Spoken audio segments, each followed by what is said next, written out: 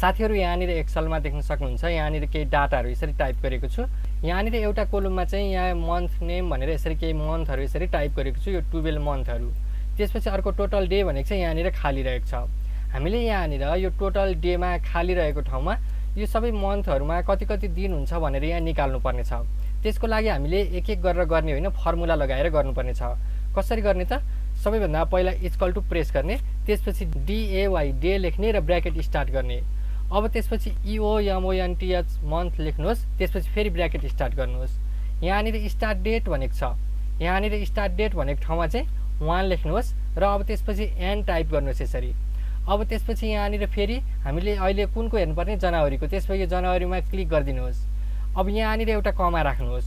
कमा राखिसकेपछि 0 टाइप गर्नुहोस् र ब्र्याकेट अहिले 2 पटक खोलेका छौं, 2 पटक ब्र्याकेटलाई क्लोज गरेर इन्टर प्रेस गरिदिनुहोस्।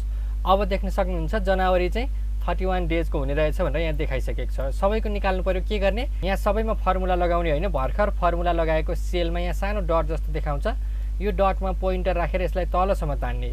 यो यसरी तलसम्म नतानिकन तपाईले सानो पोइन्टमा चाहिँ डबल क्लिक गरिदिनु भयो भने पनि यसरी यो सबैको यहाँनिर तलसम्म यसरी आउनेछ। यस्तो किसिमबाट तपाईले सजिलैसँग एक्सेलमा कुन कुन महिनाहरू कति कति दिनको हुन्छ भनेर एक एक पटक फर्मुला लगाएर निकाल्न सक्नुहुन्छ।